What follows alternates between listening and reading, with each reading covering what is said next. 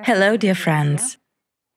Today we will again talk to the esteemed Igor Mikhailovich Danilov. Greetings. Igor Mikhailovich, here's what I would like to discuss with you today. The reality which a person faces in everyday life doesn't always make him happy. Indeed, people have a lot of problems and disappointments in life, lots of conflict or difficult situations of some kind in relationships with their relatives and friends, while sometimes this three-dimensional life is just so boring and routine, and if we talk about prospects for the future, sometimes they are not joyful either, so people refuse to interact with this reality. Moreover, they escape, yet the question is where they escape to. They often escape to fantasizing. And in the modern world, such an escape and such a form of fleeing has become so large-scale that scientists say it basically has a character of sort of a latent epidemic. It is said there is no harm in dreaming. Is it really so? And I would like to discuss whether mental images and pictures in our heads are dangerous or not, because it is one thing when a person, let's say, simply imagines some plan, he models something that he later implements here in life, creative activity and so on. But for the most part, in their fantasies, people end up in some places where they have never been, or where they possess skills they will never possess. What attitude should be to such things? When does this dreaming become pathological? Well, generally speaking, the subject is really very serious. I would say, however ridiculous it may seem. Here's the first thing I would like to mention. You're saying that many people are involved in these games of consciousness and creation of Alternative realities for themselves in the literal sense of the word. But as a matter of fact, here, the numbers are frightening. Practically 100% of the population engage in creating alternative realities in their heads. Some people have prolonged processes. They create almost a real world for themselves in their heads. It's a virtual world, but it is real for them, and there are a lot of such people. However, there are sporadic, short fantasies where a person kind of participates. He decides something there, becomes the main character, and so on.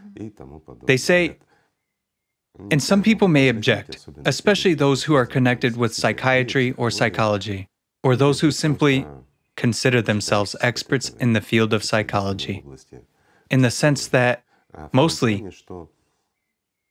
people who haven't achieved something in life engage in such dreaming.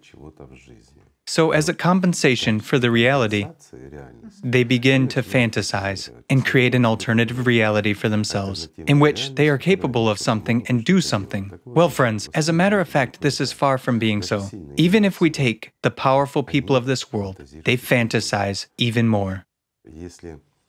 Let's say the lower strata of our society engage in fantasies that are mostly short-term, such sporadic fantasies.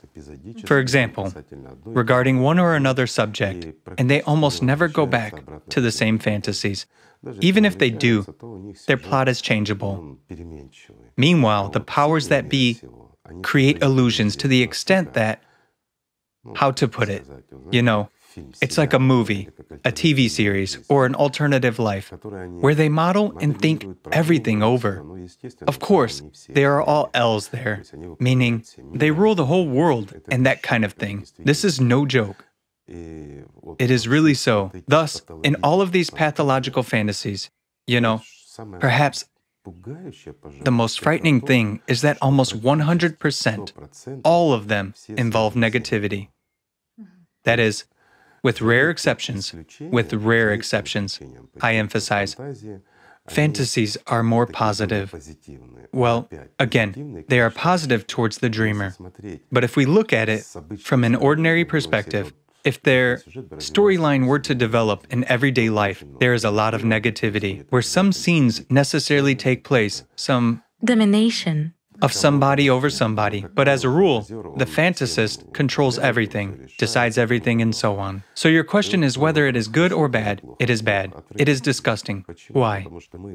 Because we waste our time, our life, and our attention on a fantasy, on this illusory world, in order to play out some fantasy. This, by the way, answers the question why gaming addiction is so developed in our society. As of today, gaming addiction is really a great trouble. Moreover, it doesn't matter whether a person gambles at a casino or plays some kind of an interactive game on the computer. A person becomes attached to it to such an extent that he begins to live by it. Therefore, it is all very serious. It's a function of our consciousness to create an illusion and involve personality in it. You know, the trouble is that personality doesn't distinguish. It really doesn't distinguish where a fantasy is and where reality is. Why? Any information that is presented to personality is paid with attention, the power of our attention. By the way, many Holy Fathers actually said that it doesn't matter whether you commit a sin in thoughts or in actions, you should equally beware of this Let's say phenomena. any action that we play in our head or commit in our everyday life, physically and for real, if it is sinful, it's a sin.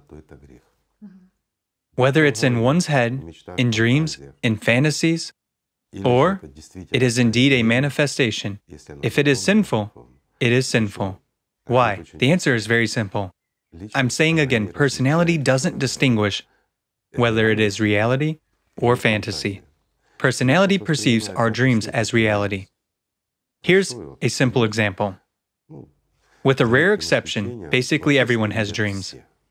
But it's just that not everyone remembers them. With few exceptions, some people simply do not remember dreams, but everyone sees them.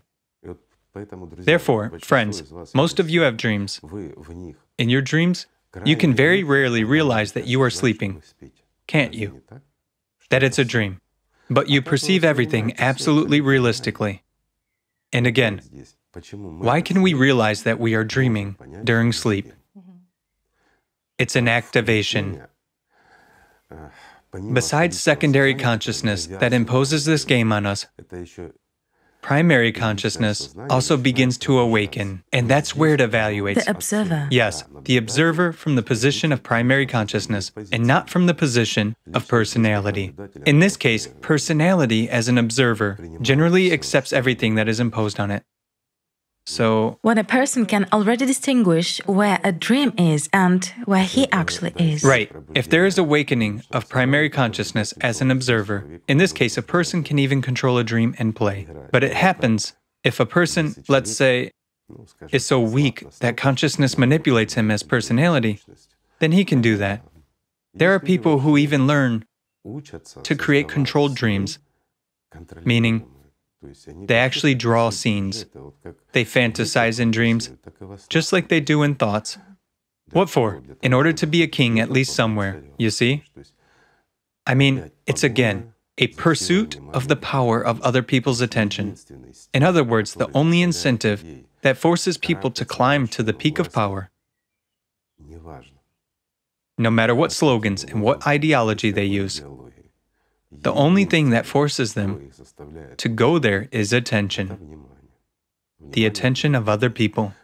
What makes people go to the mountains and conquer the unconquerable? Risk in their lives. Other people's attention.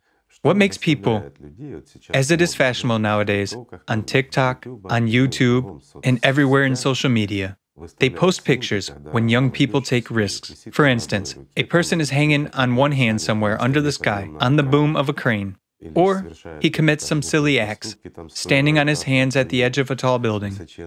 That is, they risk their lives, not for the sake of a shot, not for the sake of attraction, but for the sake of attention. Although again, it's a stick of two ends.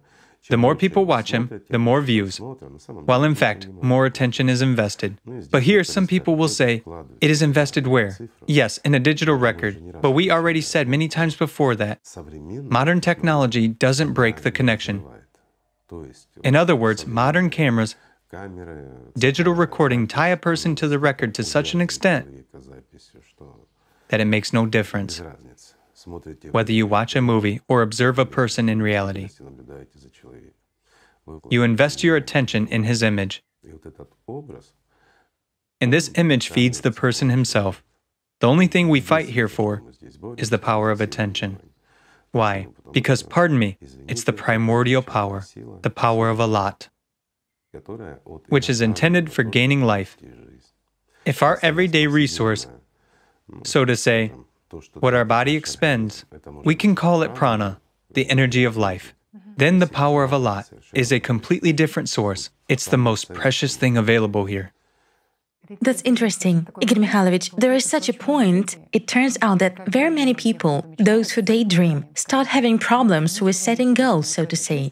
They become disinterested in anything in this life because why would you acquire a certain skill, engage in self-development, let's say endeavor to become an Olympic champion during 10 years at least? If within 5 or 10 minutes you can imagine a scene in your head where you are on the top of Olympus, where everything is fine with you, you feel good and easy. You know, and a person doesn't see and doesn't feel the danger in that. As you have rightly said, of course he doesn't. He wants more all the time. After all, those images which came true for a person, to be honest, everyone who dreamed, everyone who is a dream addict, and let's say it is almost 100% of us, understands that those images which he once played already in several rounds do not come true. So this guaranteed pleasure that consciousness and the system promise to you does not exist. It exists. I disagree This way. with the conclusions of those people who say that. Why? There is a pleasure. It's just a matter of allocating enough attention by personality, and in response to that, our brain produces dopamine. Dopamine. Yes. Each time you have to increase and make a more twisted plot, And more time is spent. and to increase the time. Right. Thus, not only attention, but also time has to be spent on it all. It just involves a person so much, like a game, you see? Like drug addiction or alcoholism. Yes, exactly. All of this is what destroys. All of this is what takes away your lives, my friends. These games in consciousness, in fantasies. Some people will say, what about thinking something over? There's a huge difference. For example, you need to calculate something. That's what your consciousness is needed for. You need to, I don't know, anything. Build a house. You need to make an architectural design to calculate, or if you are not an architect, but you just want to build a house, you can think over every detail. That's what your brain and your consciousness are needed for. It is really a tool for us to plan our lives.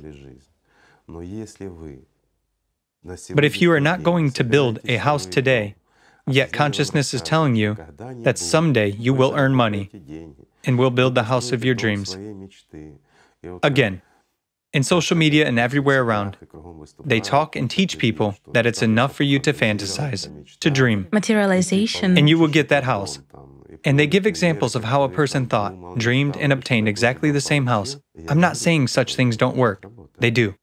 But it is easier to win a lottery, you know, than to get a handout from the system. This is true. Sometimes the system allows it. When a person has paid so much that, well, this handout from the system is not worth it, you see? You also said that it's actually not that easy to hold attention on this thought. Of course, it's not easy. Even what you wish for. Okay, let's discuss why. Some people succeed in visualizing some material benefits, while others do not succeed, even though they spend exactly the same amount of time. The frequency of investment of your attention, in other words, this is magic, my friends, real magic, for which a person is deprived of life. And why is he deprived of his life? Because he wastes his power. This is indeed magic. In order for you to get a desired result in this material world, You have to cast away all other thoughts as far as possible. You shouldn't disperse your attention and should focus it precisely on the point of a desired object. For instance, if you desire a house, you must see it clearly. You must live in it, down to the smallest detail. Tell me, is it worth it? Do you want a house? Earn money and build it. If you don't have such an opportunity, do not fantasize. That's a simple example. After all, when you take action, a completely different kind of energy is spent Of course. than when you dream. When you spend power physically, or when you calculate something, you spend prana. Whereas when you dream, when you invest attention in a fantasy, you spend a lot. The difference is crazy. That power you can restore, for example, after having a rest or something else. Well, generally speaking, prana is also a reserve of, so to say, Fuel. it's a tank of gasoline that is given to you for your entire lifetime. Nonetheless, its consumption actually provides for all our life circumstances, except for the sinful ones. While a fantasy is a sin, in other words, you should not fantasize, like playing a computer game, right? Meanwhile, we engage in that. We talk to someone in our heads. For instance, you have touched upon the Olympics, right? If a person is keen on sports, if he enjoys sports programs, he will definitely put himself on the podium. For sure. I mean, he lives the life of those who are shown on TV. He looks at this image, the image of an athlete or someone else, and he literally deprives himself of this vital energy, of this very power of attention. Why?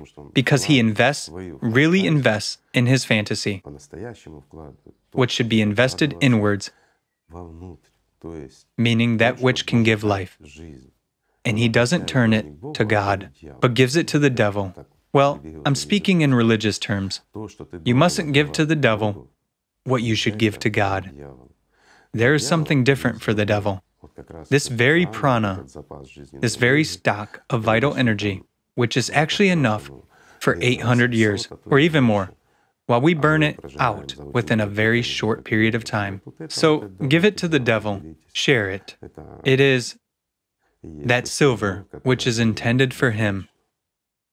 Also, Igor Mikhailovich, you have touched upon such a subject as dopamine. I would like to talk about it because indeed it's actually what the system pays us with. So to say, for what we dream. It doesn't pay. It lures and holds us with it. It lures us with pleasure. Of course. We start daydreaming. It doesn't matter. Let's take any plot. For example, you are a hero. I don't know. You help monkeys and knock down bananas with one gaze. That's it. Monkeys are fat. They don't even have to climb trees. They dote on you and... I emphasize, monkeys dote on you. They admire you. You see? It doesn't matter what kind of monkeys those are. Alpha. You're the alpha. You are the alpha. All our fantasies boil down to making a person either an alpha or a victim. Doesn't matter. To attract attention. To attract attention even from the objects you have fantasized about. Just imagine. You pay real money to buy an illusion. Let's say you pay money to see a picture of an ice cream or a candy bar. Has it become sweeter for you? Well, this is actually life. You've paid with your life for something dead. Moreover, you have created objects that supposedly invest their attention in you, but it is your attention that is invested, not in you. It is invested in the image that you made up for yourself. It's not you who made it up. It was imposed on you. Again, this point that you made it up for yourself. No, you financed it. None of you makes up anything of that. And that's where the second truth is revealed. We merely finance something that is harmful to us, something that kills us. But it is interesting. Why is it interesting? Because of that very dopamine which stimulates us. Yes, exactly. It stimulates us to give more time, attention, and energy to that. It sort of stimulates an urges. Yes, exactly. We feel more energetic. It is more interesting to us. People allocate time specifically for those dreams. Of course. Well, firstly, they dream all the time. Well, for that, it's when they already draw a movie, not a short video, but sort of an alternative life. For that, They always find time, quite a lot at that. You know, when so much attention is given to a certain scene or that kind of a dream, people suddenly encounter that at some point these thoughts become so intrusive that they come when they are not wanted. You know, it's like... Wait, when do they come when they are wanted Or a if... person has an illusion of control that he has created a world into which he can escape whenever he wants to. It's an illusion, and now you have answered. It's an illusion of control. Yet what urges that person to give up everything, give up his family, give up his work and prospects, and sit around Isolate himself. and just foolishly dream? An illusion that won't give anything. And you know, it's all of the same nature. Sitting around, watching a TV series, watching a sports program where you are worried or fantasizing. It is absolutely the same. The nature and the essence of these actions are the same, to take away your life. This is really so. It's pointless. Well, you know, now it's a seditious thing. People might argue a little bit as well. It is pointless to watch a TV series that gives you nothing, in which you have worries, in which you don't acquire any skill, you don't develop yourself in any, let's say, applied arts or crafts. Why? What do applied arts and crafts mean? It means you can develop yourself there. If you are an artist, you can draw. That is, you look at how to draw better and how to understand the plot. If you are a writer, you can train yourself in writing. Excuse me, if you are a mathematician, you solve mathematical problems. Okay? You are a metal worker. Whoever, you repair cars. What do you look at? At how to repair. In what case, and what happens in a car? It's a skill. It is needed. In this case, it's understandable you develop as a professional. It is what would enable you to earn a piece of bread and feed your body, right? What for? For your body to function properly. Well, because we have three kinds of nourishment. We are interesting creatures in general. We have prana. If you don't have it, no matter how you feed your body, I'm sorry, but you will die anyway, my friend. That's what gives energy to our body, our consciousness, connections between them, and so on. Prana is the main vital energy for us as humans. Food is the main energy for our body to live. Food and water, this is true. Plus oxygen, you know? I mean, well, let's take that as a unit to feed the body. And there's the most important energy, Allat, which is exactly what personality possesses. And so, if we break it all down into fractions, then Allat is the universal, purest energy that makes up everything. Therefore, such a very remote fraction, mixed with everything, is already prana. Whereas food, is what is left of the processed prana. It has already been processed 1,000 times. And that's the form of energy which we consume as food. However, food does not give that power and that energy so as to, let's say, compensate for prana. No, it's impossible, because prana actually determines our lifespan. And I will emphasize one more thing. Prana plays a huge role in magic, while it is exactly Allat that plays a huge role in life, in gaining life, right? Let's put it this way. Yet, anti-Allat gives tremendous opportunities in magic, because it is the most valuable energy that can be. That is why we constantly chase after this energy. We always want something to eat when we are hungry. Every day, we have to feed our body. Well, some people can surely go hungry for a certain while, but they still want to eat. They still have to feed their body. Prana is also very important, and there are some creatures hunting for it.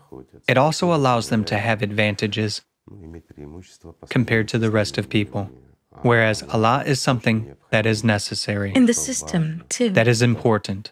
It initially influences everything, and its most important function is to give life. Igor Mikhailovich, in such a pursuit of the Allat powers by the system, if the system has studied a human being perfectly well and understands that there are certain triggering situations that arise in his life, and he quickly escapes into fantasizing, can the system create and model a person's external life? It can't. So that there are more of such situations in his life? No, it not just can. That's what it actually does. That is its main function. Your external life won't get better, but it will only aggravate and such situations which you escape from. It may get better if it benefits the system itself. Why? The system is the main consumer of our attention, our power, and basically of our prana too, you see? But its main purpose and objective is to take away as much of a lot from us as possible. This is not a fantasy, friends. Pay a little bit of attention and observe yourselves. Yet, if you want to know for sure, take any religions and carefully study them from this perspective. And you will find a lot of answers, precisely from practitioners, from those who are, say, like the Holy Fathers in Christianity, right? They speak a lot about the power of attention.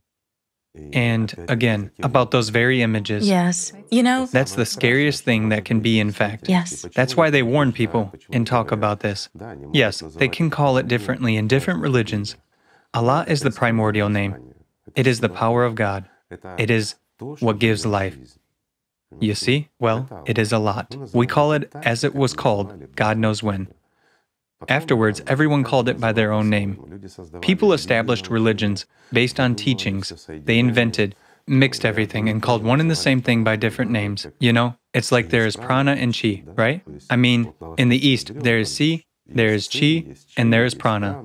And people call them differently. One energy does one thing, and the other one does another thing. But if we take more ancient times, chi energy is what destroys everything living. Si energy is what we receive with our breath, while prana is what is allocated to us as a reserve of vital energy, and it is almost impossible to replenish it. But it can be taken from another person, and based on that, Kendux. of course, there are practitioners who live precisely by this. There are quite a lot of them. This power is being fought for, far and wide. Let's say, all of us fight for attention, don't we? While some people fight for emotion, namely for those states where a person releases prana. There's a simple and classic example, which is described, let's say, by that very Anastasia Novik too. When in the queue, a person begins to quarrel and create an unpleasant situation. Isnil. Isnil. Yes, that's right. It is well described in the Azosmos book. Those are hunters for prana. Why? Because a person begins to feel uncomfortable when he sees such people. That starts annoying him and making him nervous. And at this very point, he begins to lose his prana. He doesn't focus his attention on that object. On the contrary. You see? So there are techniques and ways to take away from people not only their possessions and funds, but what is most terrible, to take the energy of life and the energy that gives life.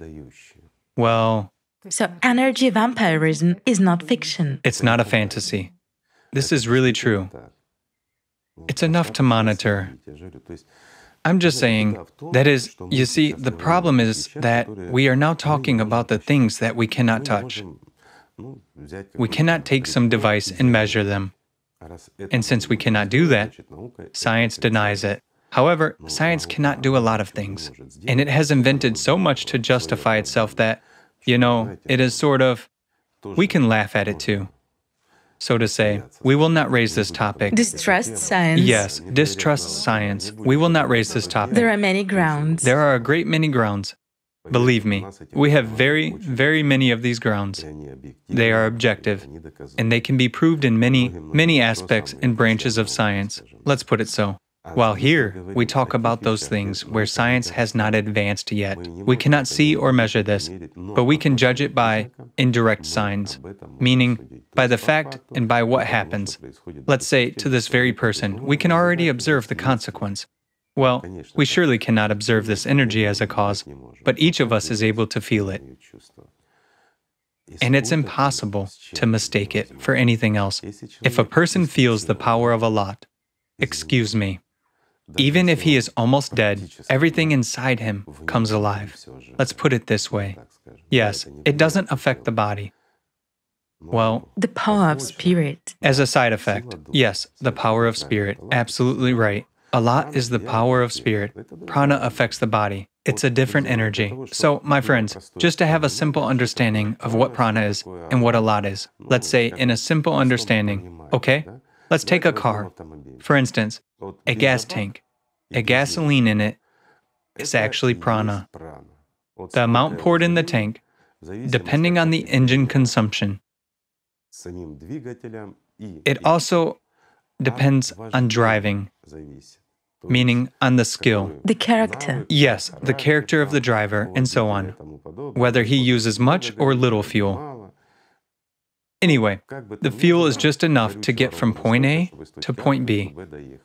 And what is a lot?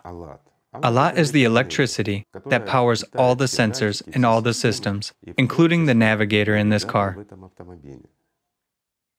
Just to know where point A, where you depart from is, as well as point B, where you need to arrive. Otherwise, without a navigator, you'll be driving around in circles and will get nowhere. You will remain where you departed from, having used all your prana, or all your gasoline. Well, I believe this way it will be clearer what the difference between these energies is. Yes, great. Although they have been known for ages, they have been talked about a lot, but that's a separate topic. Igor Mikhailovich, I've also been thinking of how dangerous this reverie and daydreaming actually is if we use medical terms.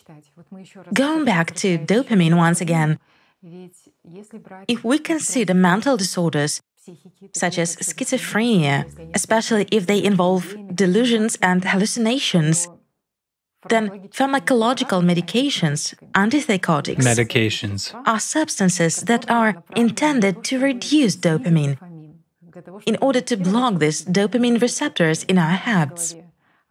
While it turns out that consciousness constantly stimulates a human for the amount of dopamine to increase. Of course. And when you understand that and draw this parallel, this path which seems to start with a single mise-en-scène, then movies follow, and later on you devote more and more time to that, then an obsessive fantasy appears. So this path, most likely, leads to bipolar schizophrenic disorders, doesn't it? It starts, yes, of course. But that's if a person already becomes addicted. While in general, this problem starts from an early childhood. I mean, we've already discussed this. Even from 3 months of age, a child is already tuned to negativity, and later on negativity only increases. It's an important point. Little children, even if they are 2 years old, think precisely from the position of negativity. For instance, mom has left. It means somebody has stolen her, and a child immediately... Negative judgments of people's social behavior also. It's very important. Of course. And what dictates here? Egoism.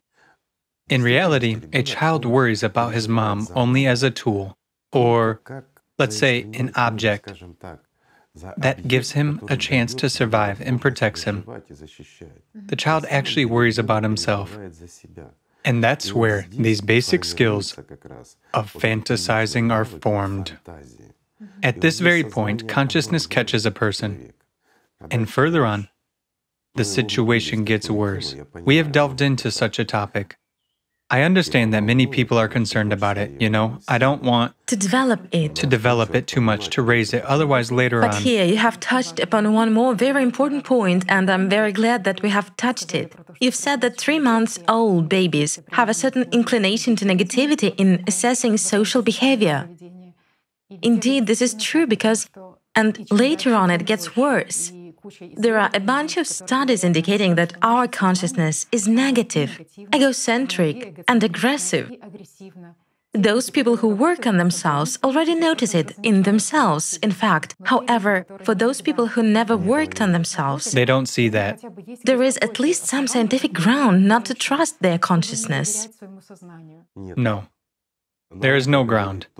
Science says what you're talking about. This is really true.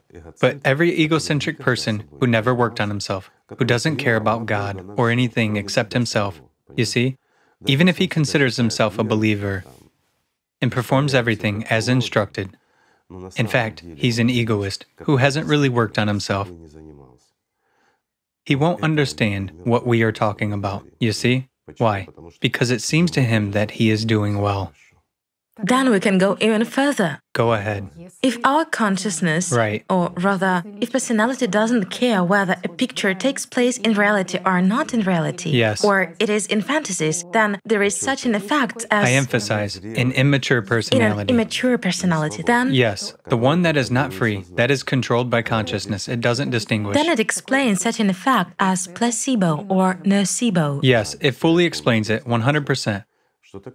What is placebo or nocebo? It is when your thoughts, irrational fears, in particular nocebo. Attention. Yes, exactly. You invest attention in them and activate. The power of attention is invested in one point, in one action, and it really happens. If you invest, I'm revealing the whole essence of any magic. Do you understand? If you invest enough power of attention for it to be able to change even the material world, whatever, a situation itself, you will change it.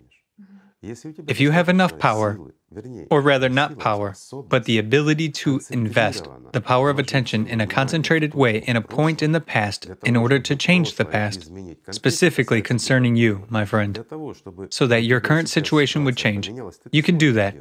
The question is different. Is it worth it? Here's a simple question. Do you understand? You won't be able to invest it in the future. Why? Yes, there is an inertial limit. It is about a couple of minutes. It doesn't play a big role. You won't get anything. You won't benefit, but you can invest in the past. You can really change only that which concerns you personally. If, for example, something gnaws at you or something else, and the most interesting thing is that people will say, yes, it's magic. It is magic. You go ahead and take notes. These are real examples. These are the things that have been studied quite well. It is something that, let's say, made people spend billions on these studies. It is what Ahnenerbe and all other institutions searched for. Do you know how much it actually cost, let's say, for Christianity to maintain the Ahnenerbe Institute? Now they will say, it is Hitler's fault. Friends, I haven't made a mistake in my words. If you are interested, dig it up. We won't elaborate on this subject further and prove anything to anyone. You know that many billions of money in gold were invested in that. Why? Because this power exists, and it can do a lot. The question is different. Is it worth applying, and what will you get out of it as a human being? Slavery in better conditions, but you will still be a slave. If a person is spiritually free, he understands that any illusion here, no matter what it is, even, the best, so to say, endorphin fantasy of yours, just the very, very best one, if it is implemented in this material world, it's not worth anything at all. Because the only worthy thing that may be gained here is life eternal. Nothing in this world may be compared to even one sip of heavenly air, as they say. You see? Well, it's difficult to understand if you don't know that, and if you haven't encountered it, especially if you haven't worked on yourself. But if a person worked on himself, if he cultivated love in himself, if he strives for God with all his soul, if his heart is filled with true, genuine God's love, he understands what I'm talking about. Otherwise, it's impossible to understand. I'll put it this way. For those slaves of consciousness, we are simply idiots. Really. We are deluded, retarded people. Well, I don't know, like believers or some kind of crazy sectarians.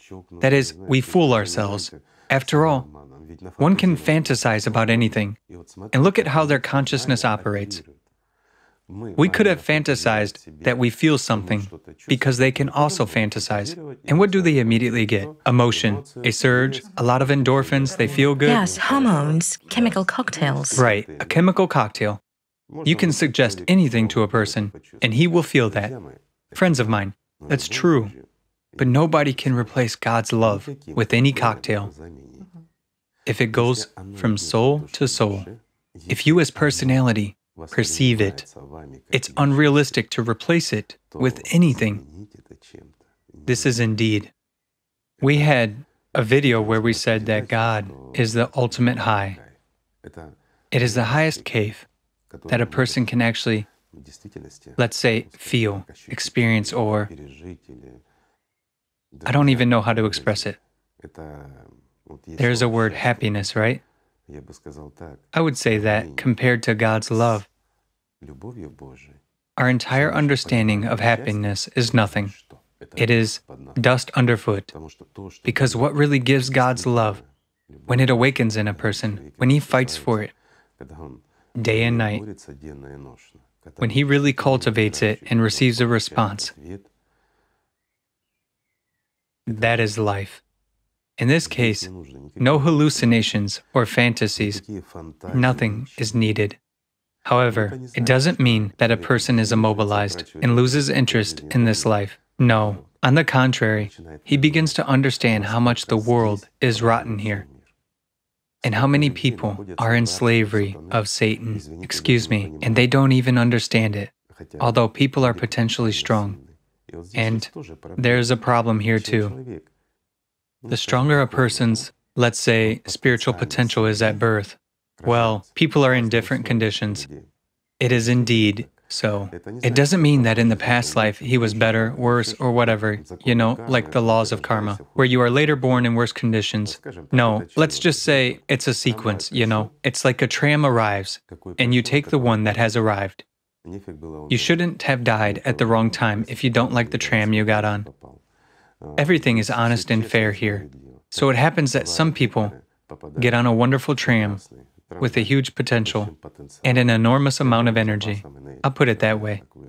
The conditions are tremendous, but with these very conditions for personality, in a directly proportional way, corresponding conditions for secondary consciousness are also created, and everything is balanced. The starting position is the same for everyone. Whereas afterwards, everything depends on us, our parents, our environment, and our world we are living in. That is why there is such a result. There are a lot of dreamers, a lot of maniacs, and indeed, people degrade to such an extent that if there was a device that could show people what we as people create in our heads, it's terrible. Really terrible. First of all, virtually everyone is a murderer. Almost all are maniacs. They do things in their heads that you won't see in real life. Almost everyone. Meanwhile, in everyday life, they discuss and condemn those who, in their understanding, are 100 times worse than they are. But in fact, people they judge in their life are 100 times less sinful in this life than those who are sinful in their fantasies. And I'll repeat again, it doesn't matter whether it is in fantasies or in life. If it is sinful, it is all sinful. Personality doesn't differentiate if it's a fantasy or a reality, because it gets a picture. As a result, it gets an image of what is happening, or what has happened, or what is yet to happen. So, depending on the picture our personality has received from our consciousness, personality allocates this very allot power. That is, as energy, as funds. In fact, it is all simple, very simple. But all magic is based on our attention. And it really exists. That's the placebo effect. When people recover from the most terrible diseases, if they believe in it, as they say, yet what is faith? Faith is a huge pie cut off from your life. In other words, it's a huge amount of your focused attention invested in one point.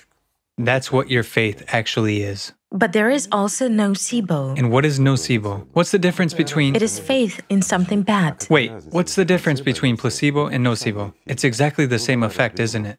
Let's analyze a simple example. Let's say a certain place is created where you should not enter. Otherwise you will die, right? For example, shamans are talking about that and so on. Indeed, if people accidentally enter there, they die, which is confirmed by evidence. There is no radiation there or anything like that, but it's a holy place, and you will die for desecrating it. Well, there are places where you will die immediately. As a rule, no one goes there. And there are other places where you will definitely die afterwards. Well, it's all nocebo. Yes. Why? Because It's just that when I you... won't name that place, but there is a place. No one goes there. It's very scary. All shamans say the locals, not only the locals, even tourists don't go there. Even famous expeditions engaged in research of paranormal phenomena and so on do not go there. Why? Because it is considered to be really a deadly threat, and this place has existed for hundreds of years. Well, my friends and I just didn't know about that when we were young. Indeed, we were not informed. We were walking our way and stayed overnight in a comfortable place. It was such a nice little cave. As travelers, we made a fire, slept through the night, and left. Then after a while, we found out that we were supposed to die there. As it turned out, you see, the nocebo effect. Well, now shamans will say that those were spirits with their fellow spirits who made a fire and cooked kebabs. Well, it wasn't kebabs we cooked, but who cares? They will find arguments to explain. I don't know, why cans are there, for instance. They will make up something. They will have to find some kind of arguments. Yes, they will make up something. It's just that when you understand that your consciousness is negative and that if you don't control your consciousness, you automatically feed the images it forces on you with your attention. Yes, of course. Then maybe at least from the perspective of such empirical data and scientific research, it becomes clear to a person that consciousness has to be controlled and thoughts have to be controlled, so that this process wouldn't be automatic. Of course, it is necessary. Because, unfortunately, the path where consciousness, this sort of GPS navigator, paves the way, if we look objectively, it is really a person's death, both his spiritual death and his death here in this world. The futility of existence. It's just that, you know, to be honest, I very poorly understand. No, I understand everything, yet I still don't understand. A person is born in this world. He gets a chance to live, yet he does everything he can to become a subpersonality. After all, everyone is subconsciously afraid of death. Why? Even as personality, because he knows the consequence. He knows what will happen. He understands that this is his only life. Every person has this awareness, unless consciousness erases it afterwards, of course. But if a person even sits down, calms down, ponders and analyzes, he understands it. On the one hand, he feels peace. Personality imparts this peace to him, that everything can be fine, right? After all, personality is in contact with eternity. But on the other hand, there's what's underneath. A person feels hopelessness and torment, what is described as hell. Any person feels, and he realizes that our life is not limited to the physical body, that life begins after we break free from this cocoon, when we become a butterfly. The only question is, will this butterfly live in a cage, or even, let's say, on a laboratory table, or in a beautiful garden? And it will live either forever in a beautiful garden, or for a very, very long time, in the hands of some maniac lab technician. There's no other way to put it. After all, we all know that. Why are we not guided by this inner feeling? That's what I don't understand, frankly speaking. Yes, consciousness distracts us. Yes, there is a flow, a mass of different information in us. Yes, religions do not use the true knowledge in purity because it is already altered. Too much has been changed and a lot has been lost. Sometimes it's the human factor, or that very factor of consciousness. But the truth still remains. The understanding is still there. Well, how can you trade the alive for the dead? What's the point? You see, that's what I don't understand. This is precisely that very nocebo effect. There's no other way to call it, right? Although, what's the difference between placebo and nocebo? There is none. Magic. It's an investment of attention. It doesn't matter what the result is. It is simply an investment of attention. What you wished for, what you believed in, is what you received. Merely that. Isn't it so? In my opinion, it is absolutely so. Many people will ask, I will digress. So what should be done in such a situation? Therefore, I give you advice, my friends. In order not to harm yourself, in order not to get confused in your own consciousness, and not to engage in those fantasies in your head, cultivate love. It is very simple. The one that comes from within. Do not finance empty conversations and empty pictures in your mind.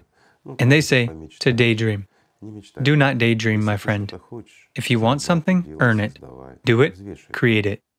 Only weigh whether you really need it or not, and everything will be fine. And invest your attention entirely in gaining life, eternal life, in love, in God's love. Nothing compares to it. And for starters, let's just learn to love each other. Thank you for being with us. Thank you. It's a very important topic. Thank you very much. It's an interesting and profound topic. And I think if our friends are interested, we will continue this discussion. Thank you very much, friends. Thank you for being with us.